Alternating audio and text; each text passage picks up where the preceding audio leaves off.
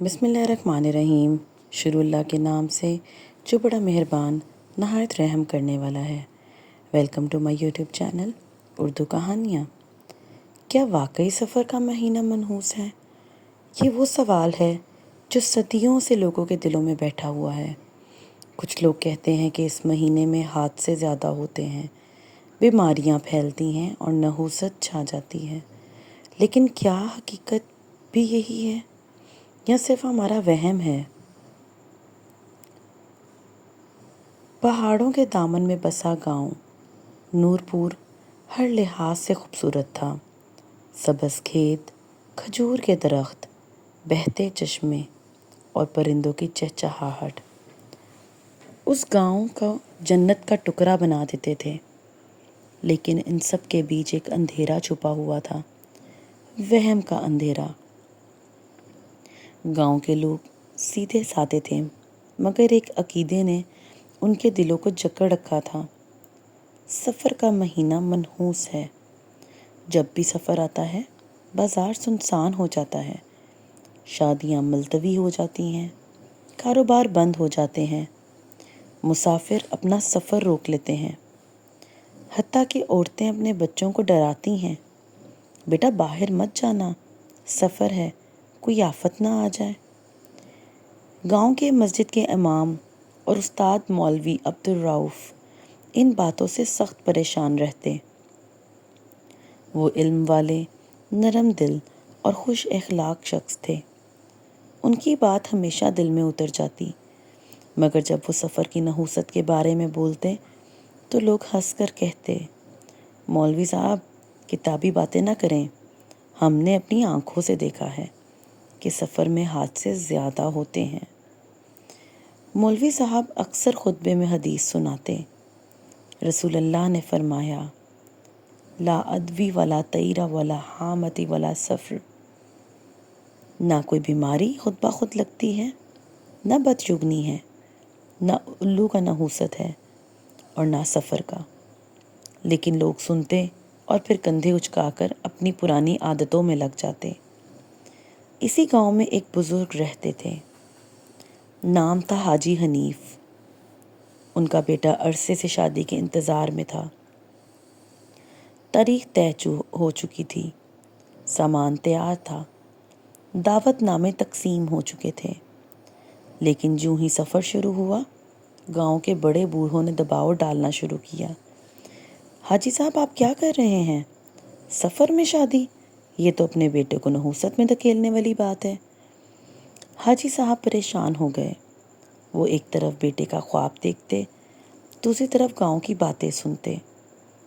اسی دوران مولوی عبدالرؤف نے ان کے پاس آئے اور بولے، بھائی نکاح سنت ہے، سنت میں برکت ہے، نحوست نہیں۔ اگر آپ نے شادی سفر کے ڈر سے مؤخر کی ہے تو گویا اللہ پر بدگمانی کی۔ حاجی صاحب نے گہرا سانس لیا اور کہا، مولوی صاحب دل تو مانتا ہے لیکن یہ لوگ باتیں بناتے ہیں۔ مولوی صاحب نے مسکرا کر کہا، لوگ باتیں کل بھی بنائیں گے، آج بھی بنائیں گے، لیکن اللہ کی رضا کو چھوڑ کر لوگوں کو خوش کرنا عقل مندی نہیں۔ شادی سے پہلے حاجی صاحب کو شہر جانا تھا تاکہ سامان خرید سکیں۔ جیسے ہی گاؤں والوں کو خبر ملی کہ وہ سفر میں سفر کریں گے، سب نے ہنگامہ کھڑا کر دیا۔ یہ تو اور بڑی نحوست ہے، سفر میں سفر، یہ جان لیوا فیصلہ ہے۔ مولوی عبدالرؤف نے کہا، میں بھی حاجی صاحب کے ساتھ جاؤں گا تاکہ سب کو معلوم ہو جائے کہ سفر میں کوئی نحوست نہیں۔ ساتھ جانے پر ضد کی ایک اور شخصیت نے بھی، یہ تھا بلال، ایک نوجوان یتیم لڑکا۔ اس کے والدین کا سایہ بچپن میں اٹھ گیا تھا اور اسے مولوی عبدالرؤف نے اپنے بچوں کی طرح پالا تھا۔ بلال نے کہا، استاد جی میں بھی ساتھ چلوں گا، میرا دل گواہی دیتا ہے کہ اللہ ہمیں اپنی حفاظت میں رکھے گا۔ یوں 3 لوگ سفر کے لیے تیار ہوئے، حاجی حنیف، مولوی عبدالرؤف اور بلال۔ سفر کے دن گاؤں کے لوگ ڈرے سہمے کھڑے تھے، کچھ دعائیں دے رہے تھے، کچھ بدگمانیاں کر رہے تھے۔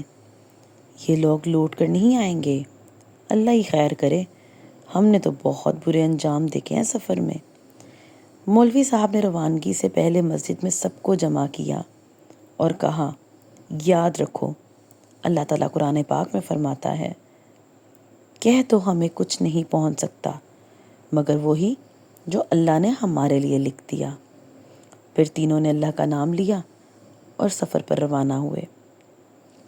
سفر کے دوران دوسرے دن وہ ایک گھنے جنگل میں گزر رہے تھے کہ اچانک گھوڑے بدکنے لگے، جھاڑیوں میں ہلچل ہوئی اور ایک بڑا شیر سامنے آ گیا۔ حاجی صاحب کا رنگ فک ہو گیا۔ میں نے کہا تھا نا یہ مہینہ برا ہے۔ بلال خوف سے لرز گیا، لیکن مولوی عبدالرؤف آگے بڑھے، دونوں ہاتھ بلند کیے اور زور سے اذان دی۔ حیرت انگیز منظر تھا۔ شیر چند لمحے رکا، اذان کی آواز سنی اور پھر دھیرے دھیرے پلٹ کر جنگل میں غائب ہو گیا۔ حاجی صاحب کی آنکھوں سے آنسو نکل آئے۔ یا اللہ، آج سمجھ آیا کہ حفاظت مہینوں میں نہیں تیری رحمت میں ہے۔ تیسرے دن وہ ایک قافلے کے قریب پہنچے۔ قافلے والے سہمی ہوئی حالت میں تھے۔ اچانک ڈاکو حملہ آور ہوئے، شور مچ گیا۔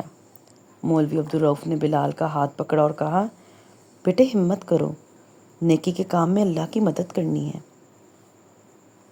وہ قافلے والوں کے ساتھ ملے، ڈاکوؤں سے مقابلہ کیا۔ حیرت انگیز طور پر ڈاکو بھاگ گئے۔ قافلے والے جھک جھک کر شکریہ ادا کرنے لگے، اگر آپ نہ ہوتے تو ہم لٹ جاتے۔ بلال نے کہا، یہ سب سفر کے مہینے میں ہوا، لیکن اللہ نے ہمیں عزت دی، کیا یہ نحوست ہے؟ جب وہ شہر پہنچے تو وہاں اپنی پانی کی شدید قلت تھی، لوگ پیاس سے مر رہے تھے۔ حاجی صاحب نے سوچا کہ شادی کا کچھ پیسہ بچا لوں، مگر دل نے کہا، یہ پیسہ لوگوں کی جان بچا سکتا ہے۔ انہوں نے فوراً ایک کنواں کھدوانے کا فیصلہ کیا۔